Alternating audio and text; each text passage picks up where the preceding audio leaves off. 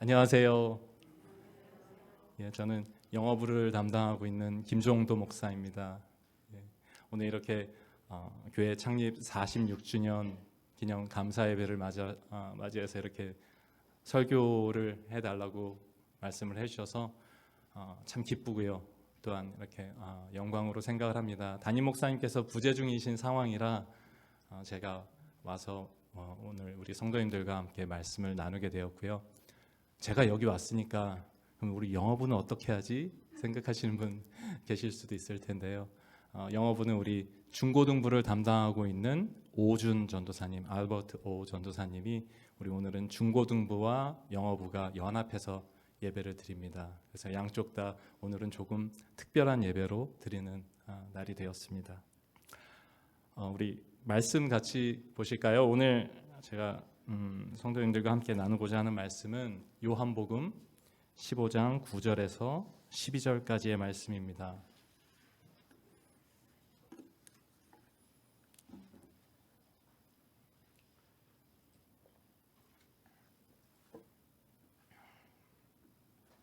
요한복음 15장 9절로 12절까지의 말씀. 짧은 말씀인데요. 4절이니까 저와 여러분이 교독을 했으면 좋겠습니다. 제가 9절 읽고 10절 읽으시고 11절 읽고 12절 이렇게 읽었으면 좋겠습니다. 요한복음 15장 9절, 제 성경으로는 신약 성경 174페이지입니다. 제가 9절 읽겠습니다. 아버지께서 나를 사랑하신 것 같이 나도 너희를 사랑하였으니 나의 사랑 안에 거하라. 내가 아버지의 계명을 지켜 그의 사랑 안에 거하는 것 같이 너희도 내 계명을 지키면 내 사랑 안에 거하리라. 내가 이것을 너희에게 이름은 내 기쁨이 너희 안에 있어 너희 기쁨을 충만하게 하려 함이라.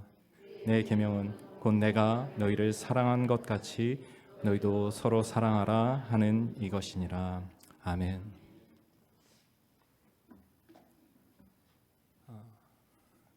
우리 성도님들 커피 좋아하시나요?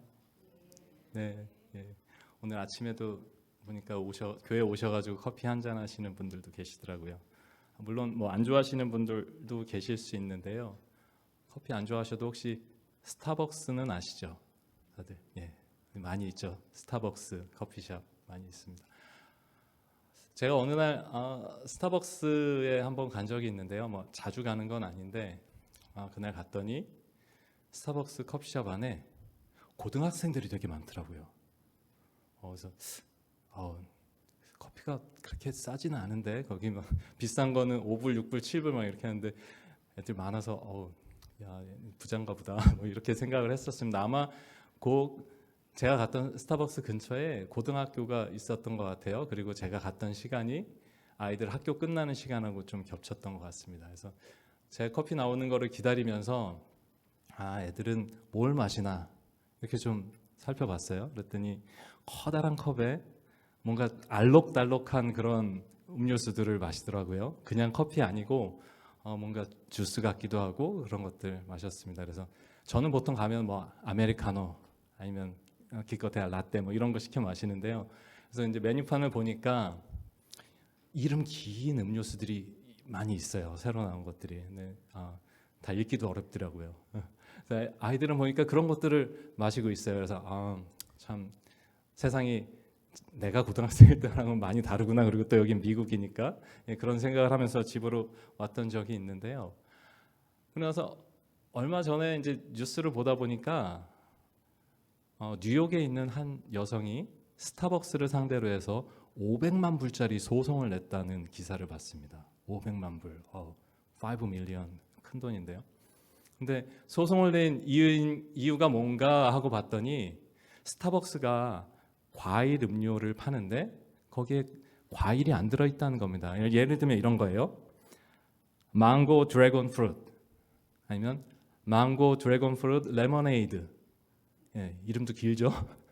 이런 음료에 망고가 전혀 안 들어있다는 겁니다. 망고 과일은 물론 망고 주스 성분도 하나도 안 들어있대요. 대신 그럼 뭐가 들어있느냐? 물과 설탕과 포도주스 그리고 다른 것들 뭐 좀 향신료 이렇게 섞어가지고 만든 거다라는 겁니다.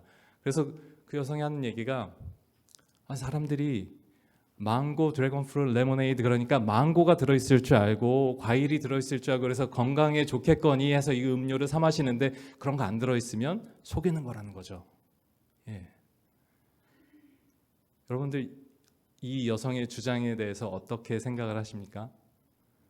소송의 결과는 나와봐야 알 텐데 저는 개인적으로 말이 된다고 생각을 해요. 왜냐하면 저도 처음에 망고 드래곤 프루트 레모네이드 이 음료 이름 들었을 때 망고 들어있겠지, 하다못해 망고 주스라도 들어있겠지 생각을 했거든요. 근데 그렇지 않다라고 하면 소비자를 속이는 것이 될 수 있습니다. 그러니까 이런 거죠. 물론 우리가 붕어빵에 붕어 안 들어있다는 건 다 압니다. 하지만 팥빵을 샀는데 팥이 없어요. 크림빵을 샀는데 크림이 없어요. 그럼 어떻게 하죠? 난감하죠. 그렇죠. 근데 그 기사를 보면서 이걸 교회에 같은 생각을 적용해 보면 어떨까 하는 생각이 들었습니다. 사람들이 교회를 보면서 당연히 있기를 기대하는 것 무엇이 있을까요?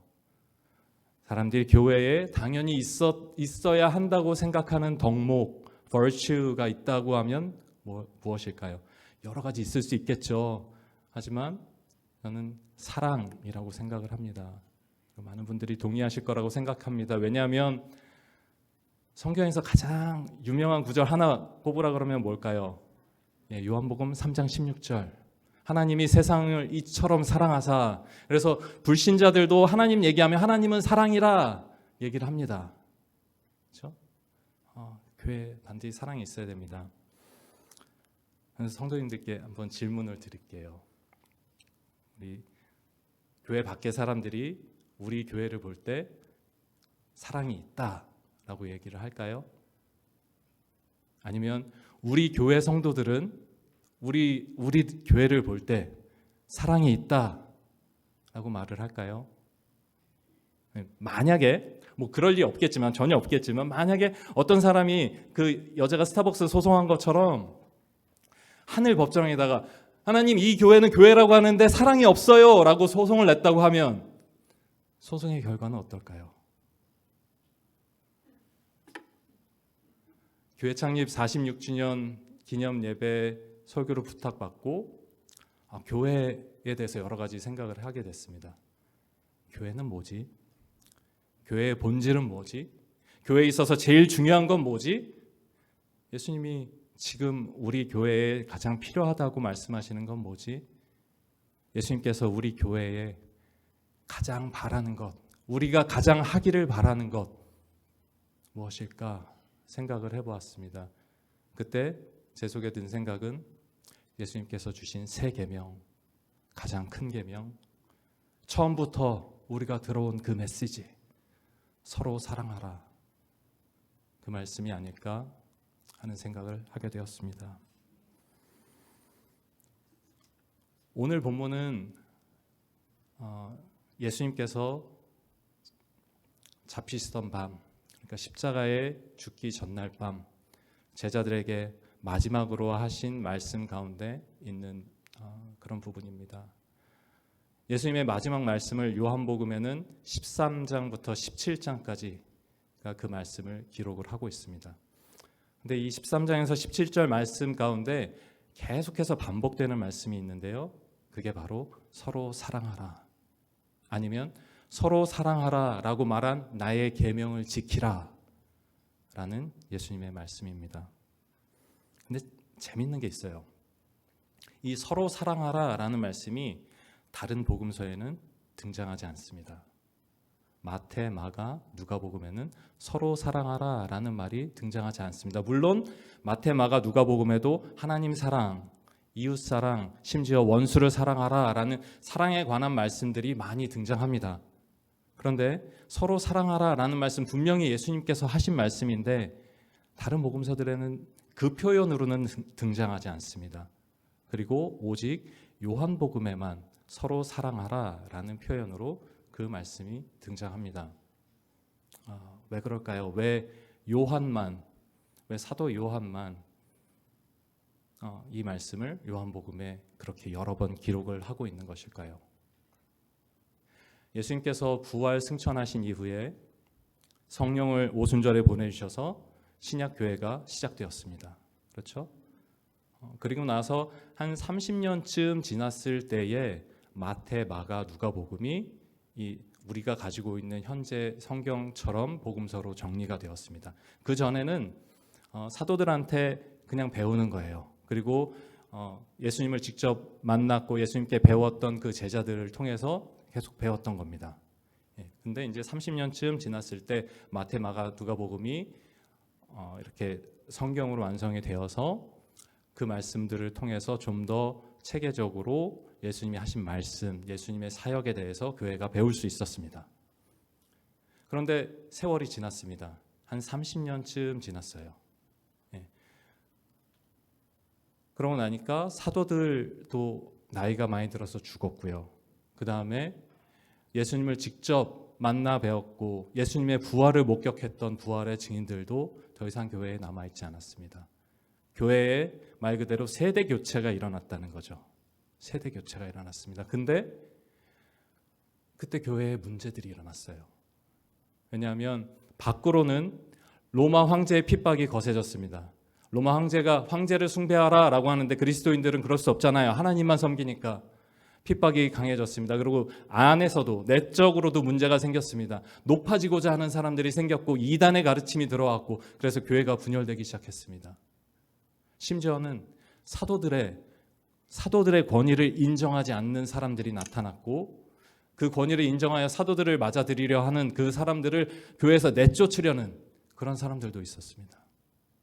이렇게 세대가 바뀌면서 복음을 잃어버린 교회, 예수님의 사랑이 희미해져 가는 교회, 그 교회를 향하여 쓴 복음서가 사도 요한이 쓴 이 요한복음입니다.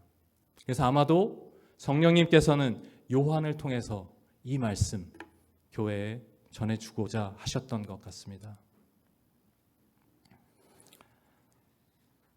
사도들이 세웠던 이 교회, 그 교회가 5, 60년 정도 지나면서 예수님의 복음과 예수님의 사랑을 잃어버리게 되었다고 하면, 그래서 사도 요한이 서로 사랑하라 라는 말을 그렇게 강조하여 전했다라고 하면 2000년이 지난 지금 저희들에게도 그 말씀은 당연히 더욱 필요할 줄로 생각합니다. 사도들이 세웠던 교회가 50년, 60년이 지나가면서 변했던 것처럼, 그래서 이 말씀이 필요했던 것처럼 창립 46주년을 맞는 우리 교회에도 여전히 서로 사랑하라 라는 말씀은 너무나도 필요한 말씀이라고 생각을 합니다. 그래서 오늘 본문을 가지고 여러분과 말씀을 나누려고 생각을 했습니다. 그래서 우리 교회가 서로 사랑하는 것으로 유명한 교회 되기를 바라는 마음으로 오늘 이 말씀을 같이 나눴으면 좋겠습니다. 본문 9절 말씀을 한 번 더 같이 보겠습니다. 요한복음 15장 9절. 아버지께서 나를 사랑하신 것 같이 나도 너희를 사랑하였으니 나의 사랑 안에 거하라. 우리는 주님께 사랑받았습니다. 그렇죠? 우리는 주님께 사랑받았습니다. 아버지께서 나를 사랑한 것 같이 나도 너희를 사랑하였으니, 주님께서 우리를 사랑하셨다고 합니다. 그런데 이 사랑이 어떤 사랑인가요? 아버지께서 주님을 사랑하신 성부 하나님께서 성자 예수 그리스도를 사랑하신 완전하고 완벽하고 영원하고 한없는 사랑입니다. 그 사랑과 똑같은 사랑으로 예수님께서 우리를 사랑해 주신다라고 지금 말씀을 하시는 거죠. 이 사랑은 이 세상에 있는 사람들의 어떤 사랑과도 비교할 수가 없습니다. 부모에게 있어서 자녀는 항상 절대적인 사랑의 대상이잖아요. 그렇죠? 물론 자라가면서 좀 변합니다. 그래도 자식은 부모한테 절대적인 사랑의 대상이에요. 그런데 우리 인간의 사랑은 한계가 있죠. 하지만 성부 하나님의 성자 하나님을 향한 사랑, 그 사랑에는 한계가 없죠. 어마어마한 사랑입니다. 그리고 부부의 사랑은 어떤가요? 부부의 사랑도 아주 뜨거운 사랑이죠. 젊은 연인들 처음 만나서 남자와 여자가 뜨겁게 사랑합니다. 아니면 모든 시련 거치고 풍파 거치고 검은 머리 팥불이 될 때까지 지켜온 노년 부부의 사랑, 신실한 사랑, 그 사랑도 아주 귀합니다. 하지만 이 모든 사랑보다 삼위일체 하나님의 연합하시는 사랑은 더 완전하고 흠없는 사랑입니다. 예수님께서 지금 그 사랑으로 우리를 사랑했다라고 말씀해 주시는 겁니다. 그 사랑으로요. 그렇죠? 성도 여러분, 교회는 뭐죠? 교회는 뭐죠? 우리 지난주에 박민우 목사님 설교하실 때 한번 얘기를 했던 것 같은데, 교회라는 말은 원어로 하면 에클레시아입니다. 밖으로 불러냈다. 하나님께서 밖으로 불러낸 사람들의 모임, 그게 교회입니다. 근데요, 하나님께서 왜 밖으로 불러내세요? 왜요? 특별히 사랑하려고요. 특별한 사랑 주시려고. 내가 너와 특별한 관계가 되고 싶어 라는 거 아닙니까? 여러분들 뭐 영화 같은 데 보면 파티할 때 남자 여자들 많이 다 있죠. 근데 남자가 여자한테 다가가서, 아니면 뭐 요새는 여자가 남자에게 다가가서 얘기합니다. 잠깐 밖에서 볼래요? 사람 많지만 잠깐 둘이만 따로 밖에서 볼래요? 왜 그래요? 특별한 관계를 시작하고 싶어서요. 그 특별한 사랑으로 그 사랑을 받은 사람들의 모임, 그것이 교회죠. 그게 우리들입니다. 그렇죠? 여러분들 그 특별한 사랑, 주님께 받으셨던 사랑 기억하시죠? 아마 다들 그 사랑을 강하게 확신하고 확증했던 그런 순간들이 있으실 거라 생각합니다. 물론 이 중에 아직 그런 경험을 못하신 분들도 계실 줄 압니다. 그분들에게도 속히 그 경험이, 하나님의 사랑을 온전히 경험하는 그 경험이 있으시기를 주님의 이름으로 축원합니다. 근데 우리가 그 하나님의 사랑을 경험을 해요. 뭐 여러 가지 경우가 있을 겁니다.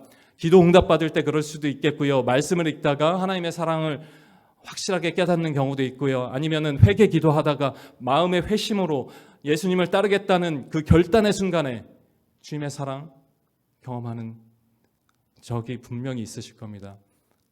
제 개인적인 얘기를 조금 말씀드리자고 하면, 저는 이 주님의 사랑 가장 강하게 경험했던 것이 2012년 어느 초여름의 날이었습니다. 그때 구역 예배를 마치고 이제 집으로 돌아가려고 차에 타서 이제 기도를 했는데요. 저는 어려서부터 이제 교회에서 자랐고 그 당시에도 뭐 구역장으로 섬기기는 했지만 잘 변하지 않는 내 모습 때문에, 여전히 예수님 따른다고 하면서, 예수님 믿는다고 하면서 여전히 죄짓고 여전히 실패하는 제 모습 때문에 너무나도 실망하고 있는 그런 상황이었습니다. 근데 그때 기도할 때에 제 마음 가운데 주님께서 강하게 깨닫게 하신 것은, 네가 넘어질 것도 알면서, 네가 여전히 죄질 거 알면서 나는 너를 위해서 죽어준 거야. 나는 여전히 네가 그렇게 될 거 알면서도 너를 사랑한 거야 라는 주님의 사랑이었습니다. 그 사랑이 너무 크게 깨달아져서, 저의 표현으로 하자면 폭포수 같은 느낌이었어요. 그래서 엉엉 울면서 기도했던 적이 있는데요. 그렇게 주님의 사랑을 깨닫고 나면 자연스럽게 변화가 생기죠. 그렇죠? 그래서 우리 마음속에도 하나님을 향한 사랑이 솟아나고요. 모든 것들이 다시 새롭게 보입니다. 그래서 꽃들도 구름도 하나님 찬양하는 것 같고, 예배도 새로워집니다. 늘 어떤 땐 지루한 마음으로 오는 예배인데 예배가 너무 기대돼요. 찬송가 가사 늘 불렀던 건데 찬송가만 부르면 눈물이 나요. 말씀, 이해 안 되던 말씀이 이제는 나에게 주신 말씀으로 그렇게 이해가 됩니다. 하나님을 향한 사랑만 변합니까? 아니요. 이웃을 향한, 다른 사람을 향한 사랑도 솟아납니다. 그 전까지 이기적으로 살던 사람이 복음이 없어서 죽어가는 사람 보면서 안타까워하는 마음 생기고요. 어려움이 있는 사람 보면은 도와주고 싶어하는 그러한 자비로운 마음 생기고요. 나한테 잘못했던 사람, 꼴도 보기 싫었던 그 사람들을 향해서도 너그러운 마음 생깁니다. 어떻게든 도와줘야지 하는 그런 마음이 우리 안에 생기죠. 물론 완벽해진다라는 말씀 아닙니다. 완벽해지지 않습니다. 하지만 서로 사랑하라 라는 주님의 명령이 너무 당연한 것이 되어버린다는 겁니다. 당연히 해야지. 당연히 해야지. 예. 그래서 우리는 서로 사랑해야 합니다. 우리 주님께 사랑받았다라고 하면 우리는 서로 사랑해야 합니다. 우리 성도님들께 질문을 한번 다시 드릴게요. 근데 이번 질문 혹시 이렇게 입으로 대답하지 마시고요. 속으로만 대답하세요. 근데 대신 진실하게 정직하게 속으로만 대답해 주시기 바랍니다. 여러분, 지금도 그 주님의 크신 사랑 받고 있다는 것을 확신하십니까? 그 주님 사랑하십니까? 그러면 서로 사랑하고 계십니까? 서로 사랑하라 라는 것은 주님께서 그를 따르던 제자들에게 주신 명령입니다. 아까 말씀드린 것처럼 그 마지막 말씀이 요한복음 13장부터 17장에 기록이 되어 있는데요. 예수님께서 이 명령을 주실 때 먼저 하신 일이 있습니다. 예수님께서 제자들의 발을 씻어 주셨습니다. 그리고 나서 제자들에게 내가 선생된 자로서 너희가 나를 주라고 부르는데 내가 너희의 발을 씻었다. 그러니 너희도 서로 발을 씻어 주어라 라고 말씀하셨습니다. 예수님께서 서로 사랑하라 라고 이때는 말씀 안 하셨지만 서로 발을 씻어 주라, 시청각적인 명령이라고 생각합니다. 저희 교회가 창립 기념 예배 때마다 수건을 준비하죠. 저 왜 그랬을까 생각을 해봤는데 아마 서로 발 씻어주라고 그러신 거 아닐까? 우리 집사님들 마음 가운데 그 마음이 있었기 때문에 그런 거 아닐까 하는 생각도 듭니다. 아무튼 주님께서 서로 사랑하라, 너희가 서로 발을 씻어주라 말씀하셨는데 예수님이 그렇게 하신 이후에 그 자리에 가룟 유다도 있었습니다. 예수님을 배반하고 예수님을 팔았던 예수님의 제자 가룟 유다. 그를 향하여 이야기를 하십니다. 예수님이 이미 알고 계셨어요. 그가 예수님을 팔 거라는 걸. 근데 가룟 유다에게 내가 하는 일을 속히 하라 라고 말씀하십니다. 그러자 가룟 유다는 밖으로 나갔습니다. 예수님 팔러 간 거죠. 그러니까 예수님은 십자가로 한 걸음 더 가까이 가신 것입니다. 그 뒤에 예수님께서 하신 말씀이 세계명, 서로 사랑하라 라는 말씀입니다. 요한복음 13장 34절로 35절입니다. 세 계명을 너희에게 주노니 서로 사랑하라. 내가 너희를 사랑한 것 같이 너희도 서로 사랑하라. 너희가 서로 사랑하면 이로써 모든 사람이 너희가 내 제자인 줄 알리라. 다시 한번 질문 드립니다. 이번에도 소리내서 대답하지 마시고 마음으로만 대답해 주십시오. 서로 사랑하고 계십니까? 예수님께서 나를 사랑한 것 같이 죽음도 불사하고 서로 사랑하고 계십니까? 많은 사람들이 우리를 향하여 예수님의 제자라고 이야기합니까? 사실 이번 창립기념 예배 설교를 준비하면서 설교 준비하기가 쉽지 않았습니다. 물론 매번 설교가 다 좀 그렇습니다. 설교가 항상 준비하기 쉽지는 않더라고요. 근데 유독 어려웠습니다. 그랬던 이유는 설교를 준비하는 제 자신의 마음속에도 제가 여러분들께 드렸던 질문이 계속 메아리치고 있었기 때문입니다. 예수님이 너를 사랑하신 것처럼 그렇게 사랑하고 있니? 주님이 그렇게 물어보시는 것 같은데 네라고 자신 있게 대답할 수가 없었습니다. 그래서 설교 준비하는 게 너무 힘들었어요. 게다가 더 마음이 어려웠던 것은 과연 내가 앞으로 주님처럼 그렇게 사랑할 수 있을까? 그런 생각이 들었기 때문입니다. 예수를 믿는다고 고백하고 예수를 따르는 예수의 제자로 살고 있다고 고백하는 사람이라면 예수를 따르고자 결단했던 그 순간에는 예수 그리스도를 향한 순전한 사랑, 오직 그분만을 향한 사랑, 그 사랑으로 마음이 가득 찼을 것입니다. 저는 사실 우리 교회가 어떻게 시작됐는지 아주 잘은 모릅니다. 저는 2019년에 이 교회에 왔고 사역을 시작했는데요. 그래서 잘은 모르지만 46년 전에 이 교회를 시작했던 우리 성도님들의 마음 가운데도 동일한 열망이 있었을 것으로 생각합니다. 한인들 얼마 없는 이곳 루이빌 지역에 교회를 처음 시작하면서 이 교회를 통해서 가능한 많은 사람들이 복음을 듣게 되길, 이 이국 땅 낯선 곳에 와서 고생하는 많은 사람들 도움 어떻게라도 줄 수 있길, 그래서 한 사람이라도 더 주님께 돌아서길 원하는 마음으로 우리 교회를 시작했다라고 생각합니다. 그리고 그 바람을 가지고 우리 서로 사랑하며 지금까지 달려왔다고 생각을 합니다. 그런 증거들 여전히 많이 보고 있습니다. 제가 성도님들을 다 알지 못하지만 어떤 분들은 누가 시키지 않았는데 자원에서 토요일 이른 새벽에 나와 교회를 청소하시는 분들, 그리고 어려운 형편에도 교회를 향하여 그렇게 물질적으로 후원을 하시는 분들, 누가 병들었다라고 하면 찾아가고 그분들을 위해 기도하고 그분들의 식사를 준비해주고 하시는 분들, 남이 보지 않는 곳에서도 묵묵히 바라보실 주님만 기대하면서 그렇게 일하시는 분들 여전히 계시다는 것을 정말 잘 압니다. 여전히 그 성도들이 교회를 사랑하고 있다는 것을 잘 압니다. 하지만 동시에 우리는 서로 사랑하지 못하고 있는 모습 또한 보게 됩니다. 보이지 않는 곳에서 남을 험담하거나 나의 주장을 관철시키기 위해서 찌르는 말도 서슴지 않는 그런 경우가 우리한테 있지 않습니까? 내가 더 높다고, 내가 더 영적으로 뛰어나다고 생각하면서 다른 사람들을 무시하는 경우는 있지 않습니까? 아니면 나와 조금 다른 사람이라고 해서 그 사람의 말 끝까지 들어보려고도 하지 않고 그냥 배척해버리지는 않습니까?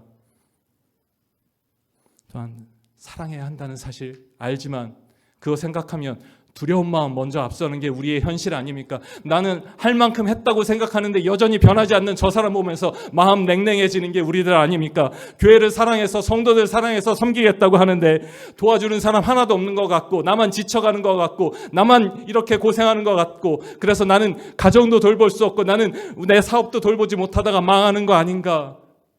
도대체 변하기는 할 것인가? 그런 절망감 우리들에게 있지 않습니까?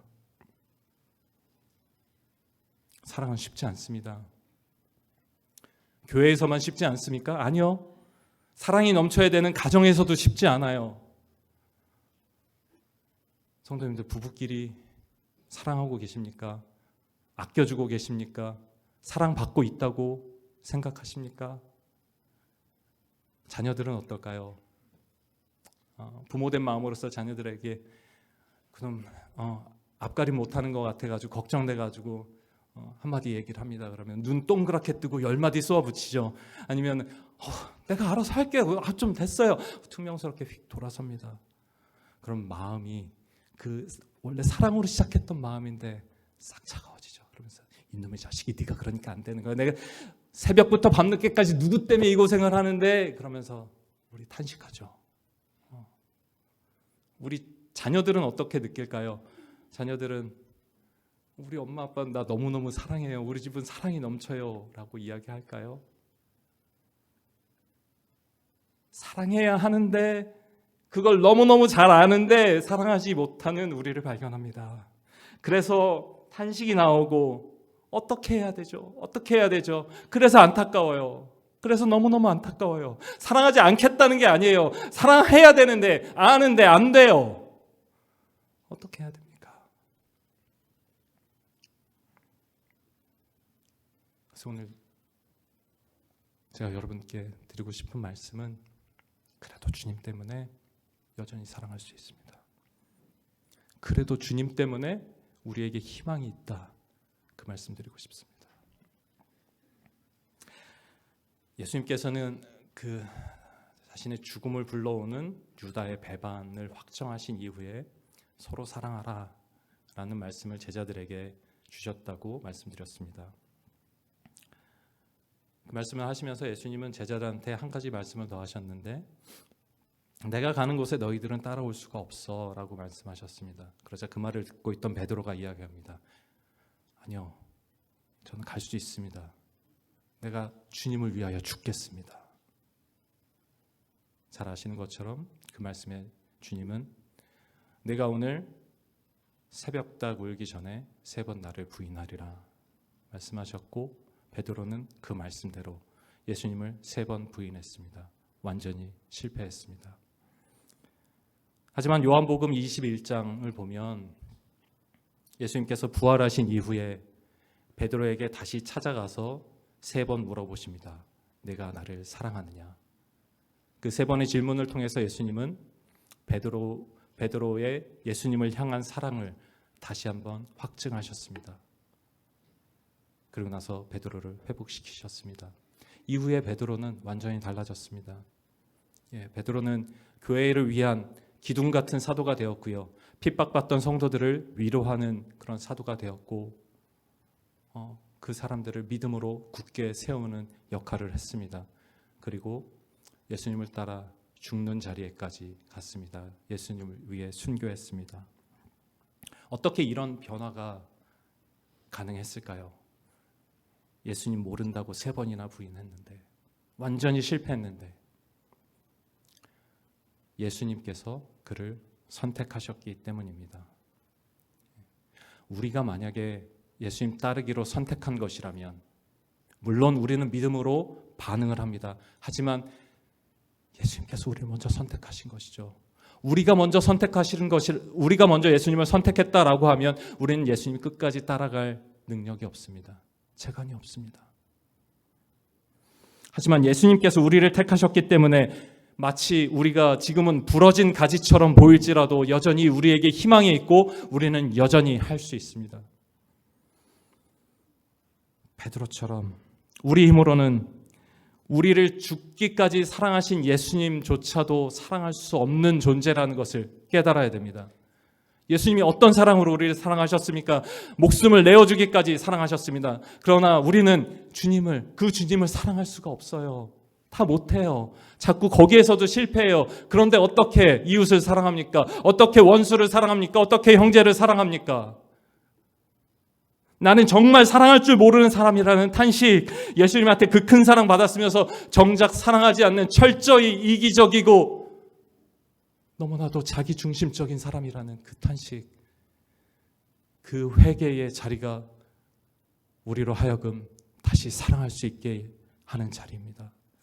거기에서부터 시작해야 됩니다. 역설적이지만 그게 사랑의 시작입니다. 사랑하지 못했음을 탄식하며 회개하는 그 자리, 그때 여전히 우리를 사랑하시는 주님을 보실 수 있을 것입니다. 하지만 사랑하는 거 그렇게 쉽지 않습니다. 사랑하려면 찔릴 것을 각오해야 됩니다. 왜냐면요, 우리가 다 상처가 많아요. 그렇죠? 그래서 가시투성이에요. 그래서 자꾸 찌릅니다. 서로 찔러요. 사랑하려면 저 사람한테 좀 다가서야 되는데 찔릴까 봐 무섭습니다. 그래서 사실 사랑하면 아픕니다. 뭐 어떤 광고에 그러대요. 아프니까 사랑이다. 그렇죠? 아프니까 사랑이에요. 쉽지 않으니까 그래서 찔릴 각오하고 다가가야 합니다. 예수님도 찔리셨죠. 예수님께서 제자들 발을 씻어 주실 때 그 자리에 가룟 유다도 있었습니다. 예수님께서 유다의 발도 씻어 주셨습니다. 하지만 완벽하게 배반당했습니다. 그래서 사랑하면 찔리겠지만 그때 어떻게 하죠? 그땐 주님께 돌아가시면 돼요. 주님, 찔렸어요. 너무 아파요. 주님. 그럼 그때 여전히 나를 사랑하시는 주님, 여전히 내 찔린 마음 아시는 주님 발견하시게 될 것입니다. 그래서 성도님들께 여쭤봅니다. 어떤 선택하시겠습니까? 주님 사랑 따라서 해보고 찔리더라도 끝까지 따라가 보시겠습니까? 아니면 나는 그 찔리는 거 싫으니까, 나는 그런 거 싫으니까 그냥 사랑은 됐고 그냥 주님이 나한테 어떻게 그냥 좀 잘해주시면, 나 사는 거 좀 편안하게 해주시면 그거면 돼 라고 이야기하면서 점점 말라가는 가지가 되겠습니까? 주님께 붙어있는 것 같지만 사랑하지 않는다면 마른 가지가 되고 맙니다. 서로 사랑할 때 어려운 게 한 가지 더 있습니다. 사랑하자고 말해놓고 계속 어려운 거 얘기하죠. 하자는 건지 말자는 건지. 사랑해야 되는데 그 사랑하는 대상을 우리가 정할 수가 없습니다. 사실 그것도 너무 힘듭니다. 발을 씻어주는 거 예수님 당시 문화에서 가장 낮은 사람, 가장 낮은 하인이 하는 거였습니다. 물론 우리 지금도 안 하죠. 잘 안 하죠. 그거 싫죠. 만약에 여러분이 유대인인데 집에 유대인 하인도 있고 이방인 하인도 있다고 생각을 하시면 발 씻는 것을 유대인 하인한테는 안 시켰습니다. 이방인 하인이 있으면 이방인 하인한테 시킵니다. 그만큼 낮은 자가 하는 일이라고 유대인들 생각했습니다. 그래서 베드로는 예수님께서 자기 발 씻어주신다라고 했을 때 그러지 마시라고 이야기했던 것입니다. 근데 주님은 제자들에게 서로 발을 씻어주라 라고 말씀을 하십니다. 제자들이 사이가 좋았을까요? 되게 서로 끔찍히 사랑하고 아끼는 사람들이었을까요? 꼭 그렇지만 않습니다. 예수님 아니었으면 절대 얼굴도 보지 않을 사람들이 그 안에 있었습니다. 예를 들면 예수님의 제자 가운데는 세리들이 있었어요. 그렇죠? 우리식으로 얘기하자고 하면 일제시대 일본 순사 앞잡이 같은 사람들인 거죠. 유대인들한테 세금 받아가지고 로마에 바치는 세리. 반면에 열심당원이라는 사람들도 있었습니다. 우리식으로 얘기하자면 독립운동하는 사람들이었어요. 독립투사와 일본 순사 앞잡이가 어떻게 함께 서로 사랑할 수 있습니까? 예수 그리스도가 아니었으면 그 사람들은 한 그룹에 절대로 묶일 수가 없는 사람들입니다. 또 사도 요한은 어떤가요? 이 요한복음을 기록하고 있는 사도 요한과 야고보는 예수님 죽기 전에 다른 제자들보다 제일 높아지고 싶었습니다. 그래서 요한과 야고보의 어머니가 예수님 찾아가서 청탁도 했습니다. 그 일 때문에 제자들은 길에서 막 다투었습니다. 그랬던 제자들입니다. 그랬던 제자들. 근데 주님은 우리에게 우리가 좋아하는 사람 아니라 주님께서 선택해서 우리 옆에 있게 하신 그 사람 사랑하라 라고 말씀하시는 겁니다. 교회도 마찬가지죠. 정말 다양한 사람들이 모입니다. 그래서 사랑하기 어렵습니다. 직업, 나이, 학력, 경제 수준 다 다르죠. 살아온 환경 다 다릅니다. 그나마 한어부는 이렇게 되면 이제 다 한국 분들이잖아요. 그렇죠? 영어부는 어떨까요? 말은 다 영어 하는데 어떤 분 막 나라도 다른 데서 왔어요. 사랑하기 쉬울까요? 영어부 은혜로 잘 섬기고 있고 그렇지만 그 안에는 문제 없을까요? 또 이렇게 말씀드렸다고 어디 가가지고 영어부 잘 되고 있는 줄 알았는데 문제 많대 뭐 이러지 마시고요. 그런 말씀 드리는 건 아니지만 어디나 사람들 모인 것은 사랑하기 쉽지 않습니다. 분명히 어떤 사람은 더 사랑하기 어렵습니다. 그래서 우리는 누구를 언제 얼마만큼 어떻게 사랑할지 그것도 우리가 결정하고 싶어요. 여전히 우리가 주인이고 싶죠. 하지만 질문 하나 드려보죠. 주님께서 만약에 우리를 사랑하겠다고 선택하실 때에 주님한테 어떤 선택의 기준들이 있었다라고 하면 여러분들 거기에 뽑힐 수 있었을 거라 생각하십니까? 내가 나한테 사랑받으려면 너희 좀 의로워야 되고 착한 일도 했어야 되고 아니면 최소한 뭐 인물이 좋아야 돼. 주님께다라고 하시면 뽑힐 수 있었을까요? 주님께 사랑받을 수 있었을까요? 그러면 주님께 지금 사랑받고 나서의 여러분은 어떻습니까? 사랑받은 지금을 생각을 해봤을 때도 만약에 주님한테 어떤 기준이 있었다라고 하면 거기에 뽑힐 수 있었을까요? 사랑받았는데 그만큼 변했냐고 여쭤보는 겁니다.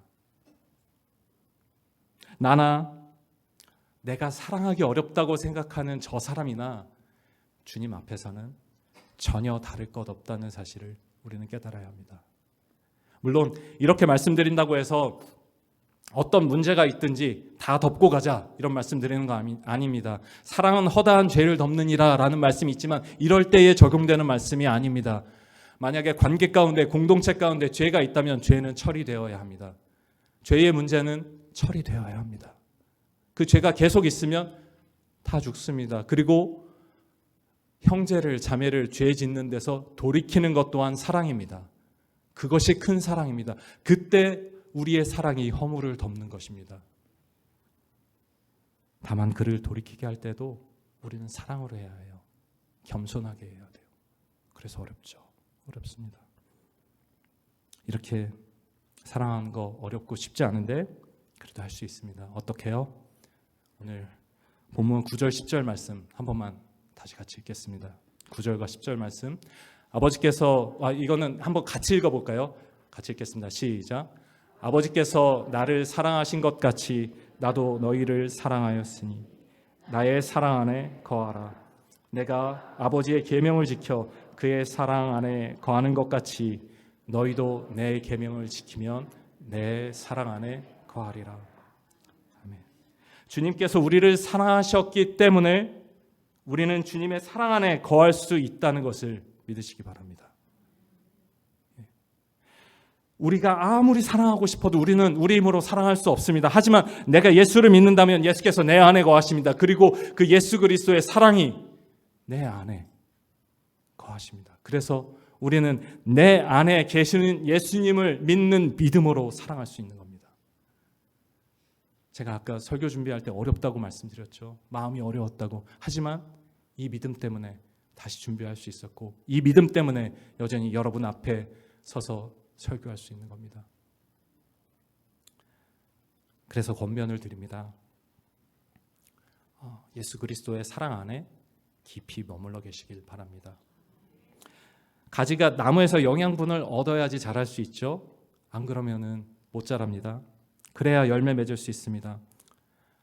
그리고 사랑하는 사람이 오늘 말씀 읽은 것처럼 예수님의 사랑을 더 경험하게 됩니다. 사랑하고 나면 내가 예수님 사랑 안에 있구나 알게 됩니다. 그리고 일단 주님께서 주신 명령이 서로 사랑하라라는 것임을 잊지 마시기 바랍니다. 서로 사랑하는 겁니다. 나 혼자 사랑하는 거 아닙니다.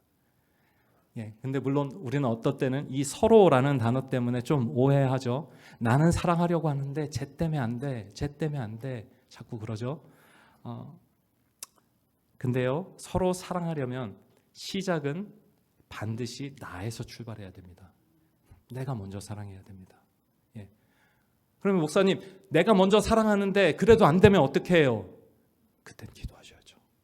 그분을 위해서 기도하셔야죠. 주님, 사랑하고 싶은데 안 돼요. 어떻게 해요? 주님이 서로 사랑하라고 하셨잖아요. 그 주님한테 기도해야죠. 그때 그 사랑이 그 형제를 자매를 다시 주님께로 돌리게 될 줄 믿습니다. 그 사랑이 교회를 세워가는 사랑인 줄 믿습니다. 그 사랑이 아버지의 사랑이고 그 사랑이 예수 그리스도의 우리를 향한 그 사랑이심을 믿습니다. 그 사랑이 여러분이 예수 그리스도의 사랑 안에 있다는 것을 다시 한번 확인하게 해줄 것입니다. 그리고 그 사랑 때문에 여러분들 삶에 기쁨이 넘칠 것입니다. 그 사랑이 우리 가운데 흘러넘칠 때 그리고 비로소 사람들이 우리가 예수 그리스도의 제자다라고 이야기할 겁니다. 그래서 우리 교회가 지난 46년간 그 사랑 때문에 달려왔고 여전히 그 사랑을 열망한다고 저는 생각합니다. 여전히 두려움도 많고 실패의 상처도 있지만 주님께서 하실 것입니다. 그 주님을 믿고 새로운 47번째 해를 더 새로워지고자 하는 마음으로 주님을 위해 주 안에서 모두 새롭게 일어나는 그런 여러분들 되시기를 주님의 이름으로 축원합니다. 우리 이 말씀 생각하시면서 함께 찬양했으면 좋겠습니다. 교회여 일어나라 라는 찬양인데요. 시작해 주시죠. 팬데믹 때문에 어려웠던 우리 교회들 다시 일어났으면 좋겠다는 마음이 있습니다. 서로 사랑함으로 하나 돼서 세상에 주의 사랑 드러낼 수 있는 그런 교회가 되길 소원하는 마음으로 간절히 같이 찬양했으면 좋겠습니다.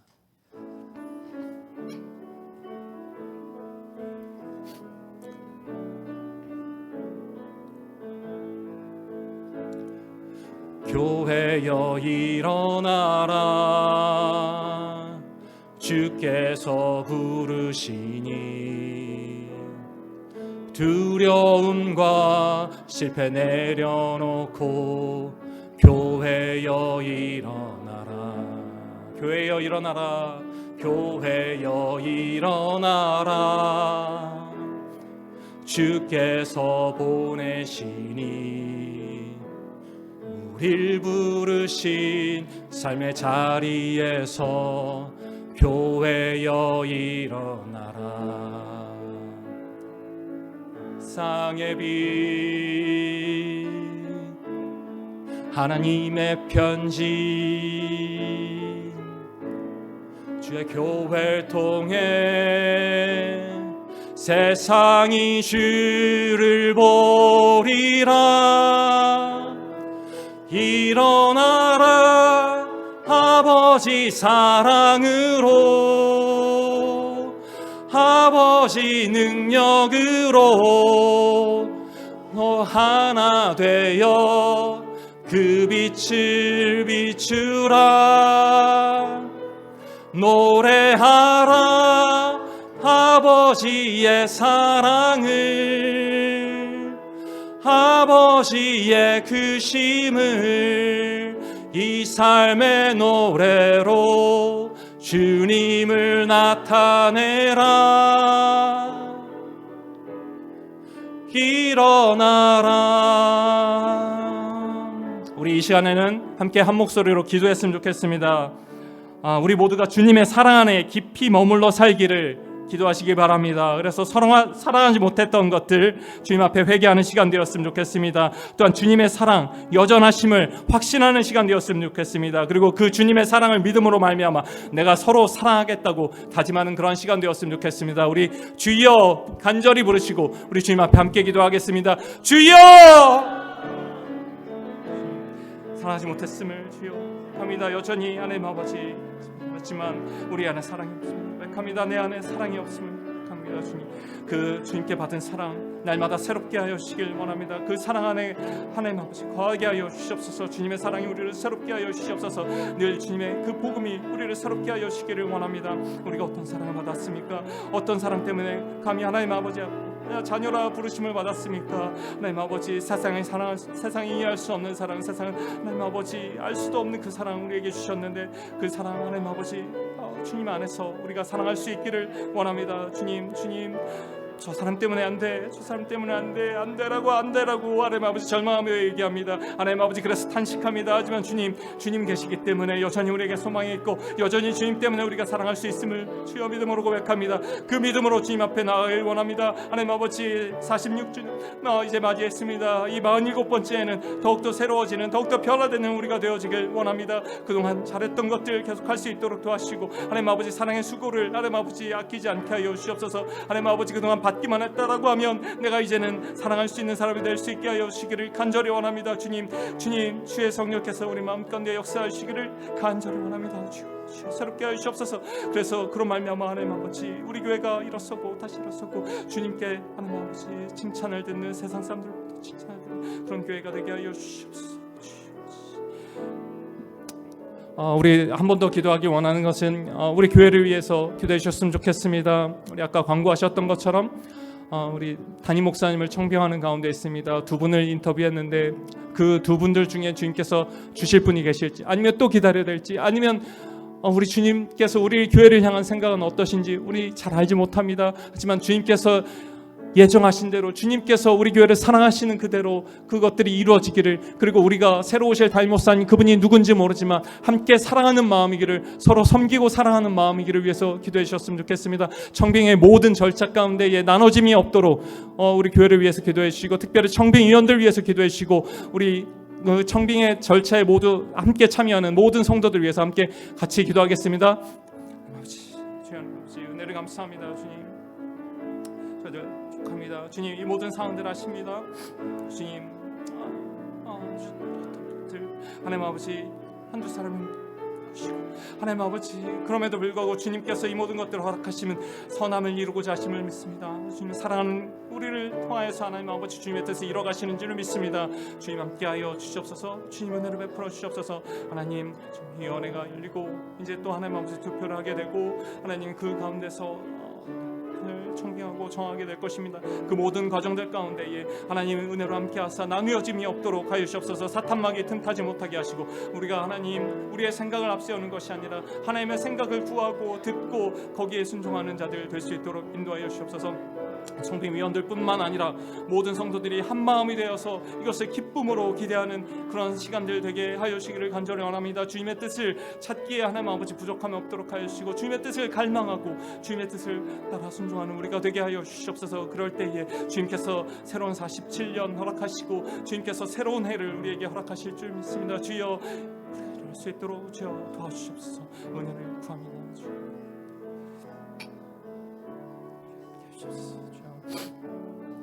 우리 다 같이 일어나셔서 마지막으로 교회에 일어나라 다시 한번 찬양하시겠습니다.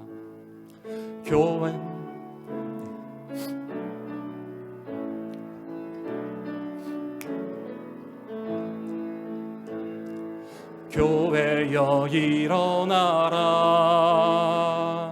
주께서 부르시니 두려움과 실패 내려놓고 교회여 일어나라, 교회여 일어나라, 교회여 일어나라, 주께서 보내시니 우릴 부르신 삶의 자리에서 교회여 일어나라. 우린 세상의 빛, 하나님의 편지, 주의 교회 통해 세상이 주를 보리라. 일어나라, 아버지 사랑으로, 아버지 능력으로 서로 하나 되어 그 빛을 비추라. 노래하라 아버지의 사랑을, 아버지의 크심을 이 삶의 노래로 주님을 나타내라. 일어나라.